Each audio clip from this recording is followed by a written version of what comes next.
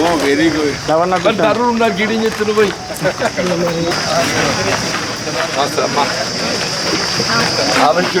Cooperation thank you బిడ్డ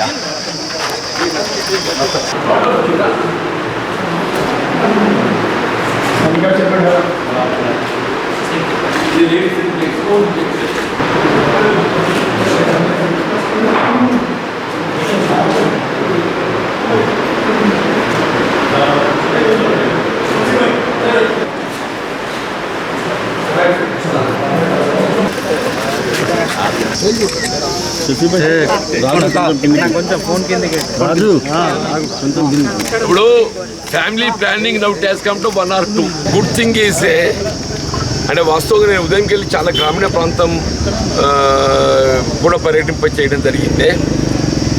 గ్రామాలలో ఇంత బిగ్ టర్న్అవుట్ ఉంది కదా అని చెప్పారంటే ఓటర్లలో ఏదైతుందో ఓటర్ వేయాలనేటువంటి ఒక ఉత్సాహం కనపడుతుంది. ఒకటి అంటే ఇది పీక్ సమ్మర్ కావడము, రాత్రి అదృష్టం కొద్ది వర్షం పడటం, వాతావరణం కొంత చల్లబడి అనుకూలించడంతో ఏదైతుందో ఇవాళ జాలపోతే వాళ్ళు ఓటించిపోతే మంచిది కదా అనే భావన కౌతం ఆటోమేటిక్సే. నేను గ్రామీణ ప్రాంతాలు ఎక్కడ పోయినా కానీ చాలా పెద్ద క్యూ, వెరీ బిగ్ టర్న్అవుట్ ఉందన్న. సరే పట్టణాలల్లో కొంత అది స్తబ్దత ఉంటుంది, తెలియనిది ఏముందన్నా కానీ కొంత లేట్గా వస్తారు, తీరిక వస్తారు, ఓపిక వస్తారు. కానీ గ్రామాలలో ఏదైతే ఓటు వేయాలనేటువంటి ఒక ఉత్సాహం అనేది బాగా కనబడుతుంది. And moreover these particular elections ఏదైతుందో ఇలా ఈ దేశ భవిష్యత్తును తీర్చిదిద్ది. ఈ దేశ భవిష్యత్తు అనేది ఏదైతుందో మత సామరస్యంతో ఇలా సమాజంలో ఉన్నటువంటి ఒక అన్ని వర్గాలు, కుల మతాలకు అతీతంగా అందరం కలిసి ఉండేటువంటి ఒక భావనతోని ఉన్నటువంటి ఒక దేశం భారతదేశం. కొన్ని రాజకీయ పార్టీలు ఏదైతుందో వాళ్ళ రాజకీయ కాంక్షతోని రాజకీయ లబ్ధి ఏ విధంగా పొందగలుగుతామనేటువంటి ఒక భావనతో ఏదైతుందో సమాజంలో మత విద్వేషాలు తెచ్చగొట్టి సమాజాన్ని చీల్చేటువంటి ఒక కుట్రలు చేపట్టడం దొరుకుతుందని చెప్పండి. కానీ పీపుల్ ఆర్ గ్రేట్. వీళ్ళ ఈ దేశ ఐక్యత సమగ్రతకు ఏదైతే ఉందో వీళ్ళ ప్రజా మనోభావాలు ప్రధానమని చెప్పంటున్నాను. ఈ దేశ ప్రజలు కోరుకునేది ఈ దేశ సమగ్రత, కుల మతాలకు అతీతంగా ఏదైతుందో అందరం కలిసి ఉండాలనేటువంటి ఒక భావస్వేచ్ఛతో ఏదైతుందో కోరుకుంటుండ్రు. కాబట్టి ఈ దేశ ఐక్యత నిలబెట్టుకోవడానికి కొరకు ఈ పెద్ద టర్న్అవుట్ కనబడుతుందని చెప్పంటారు. ఏ కుల మతాల పేరిట దేశాన్ని చీల్చాలని కుట్ర ఒకవైపు రాజకీయ లబ్ధితో కొన్ని రాజకీయ పార్టీలు చేయడం జరుగుతుందో దాన్ని నిలువరింప చేయటానికి ది ఇండియా ఈజ్ యునైట్. భారతదేశం ఐక్యంగా ఉన్నది, ఇలా భారతదేశం ఐక్యతగా కొనసాగుతుంది అని ఒక భావన తెలియజెప్పే విధంగా ఏదైతుందో this voter turnout shows that indication. నేను గమనించిన కాదు చెప్తుండే in last my 1.5 month campaign particularly Bharatiya Janata party they have no election manifesto. ఏ రాజకీయ పార్టీ కానీ ఒక ఎన్నికల ప్రణాళిక ఉంటుంది. ఇలా కాంగ్రెస్ పార్టీ అధికారానికి వస్తే మేము రైతాంగానికి ఏదైతుందో ఈ విధంగా మేము పెట్టుబడులు సమకూరుస్తాం, వారికి ఏదైతుందో ఆర్థికంగా భారం అవుతున్నట్టుగా పెట్టుబడుల భారం తగ్గించడానికి పెట్రోల్ డీజిల్ ధరలు తగ్గిస్తాం, రైతుకు ప్రకటింపబడ్డ మద్దతు ధరకు చట్టబద్ధత కల్పిస్తాం, వ్యవసాయ కూలీలకు పని లేని సమయం లోపల పని చూపెట్టే విధంగా ఏదైతున్నదో వీళ్ళ ఉపాధి హామీ పథకాన్ని మరింత బలోపేతం చేస్తాం, అప్పులో పూరికిపోయిన రైతాంగాన్ని రుణముక్తులు చేయడానికి మేము రుణమాఫీ చేస్తాం. గతంలో 2008-9లో ఏ విధంగా అప్పు మాఫీ చేయడం జరిగిందో రైతాంగానికి, రేపు భవిష్యత్తులో కూడా రైతాంగాన్ని రుణముక్తం చేసి రైతాంగాన్ని అండగా నిలబడబోతుంది కాంగ్రెస్ పార్టీ అనే విధంగా మా కార్యక్రమాలను రూపొందించుకున్నాం. వీళ్ళ మహిళా సంక్షేమం అని చెప్పంటున్నా. ఈ సమాజము మహిళా సంక్షేమం పైన ఆధారపడి ఉందని చెప్పంటున్నా. మహిళలకు ఒక ఆత్మస్థైర్యం చేయబడాలి. ఇలా చేయబడుతున్నట్టుగా సంక్షేమ కార్యక్రమాలు అది కేవలం ఒక ఆర్థిక లబ్ధికి మాత్రమే పరిమితమైంది కాదు, ఒక ఆర్థిక లబ్ధితోనే మనం పోల్చకూడదని చెప్పంటున్నాం. ఒక మహిళ ఇవాళ ఒక ఆర్టీసీ బస్సులో ఉచిత ప్రయాణం చేస్తుందని చెప్పంటే ఒక ఆడబిడ్డకి ఏదైతుందో ఒక ఆత్మస్థైర్యం చేయడం అని చెప్పంటున్నాం. Beti Padhao Beti Bachao, what does it mean? ఆడపిల్ల చదువుకోవడానికి కొరకు ఏదైతుందో ఉచిత రవాణా సౌకర్యం చేయబడినప్పుడు ఏదైతుందో ఆడపిల్లలకు విద్య పట్ల ప్రోత్సాహం కల్పించేస్తుందని చెప్పంటున్నాయి.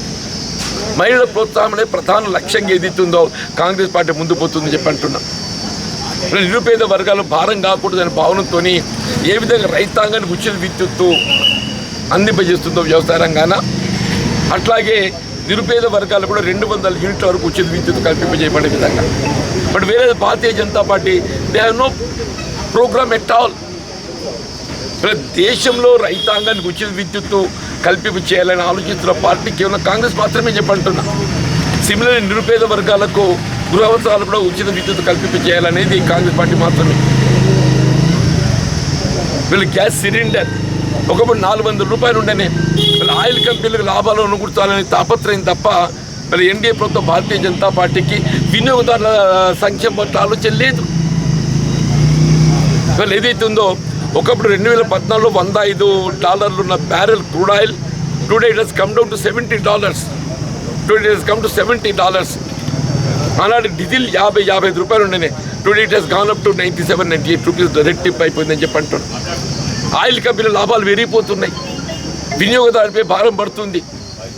ప్రభుత్వం ఆలోచన విధానం ఎంతో పెట్టుబడిదారు వర్గాలకు అండగా నిలవడం. అంబానీ అదే లాంటి వారికి ఏదైతుందో లక్షల కోట్లు వాళ్ళకు ఎన్పి అకౌంట్ కింద వాళ్ళకి రాయితీలు కల్పిస్తారు. నిరుపేద వర్గాలకు సంబంధించిన ఏ అంశం లేదు అని చెప్పి అంటున్నాను. ఇది జాతి భవిష్యత్తు, జాతి ఐక్యత ప్రధానం అని చెప్పి అంటున్నా. జాతి భవిష్యత్తు, జాతి ఐక్యత, దేశ భద్రత అని చెప్పి అంటున్నా. ఈ దేశ భద్రత కొరకు ప్రాణాలు అర్పించే త్యాగ చరిత్ర కాంగ్రెస్ పార్టీకి ఉందని చెప్పి అంటున్నా.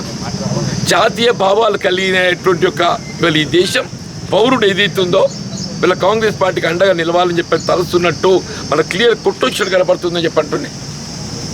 తప్పకుండా ఏదైతుందో వీళ్ళ నా సుదీర్ఘ ప్రజా జీవితం 4 దశాబ్దాలుగా ప్రజల్లో ఉన్ననే నేను ఎన్నికల్లో గెలవడం ఓటడం అనేది సహజం చెప్పి అంటున్నా.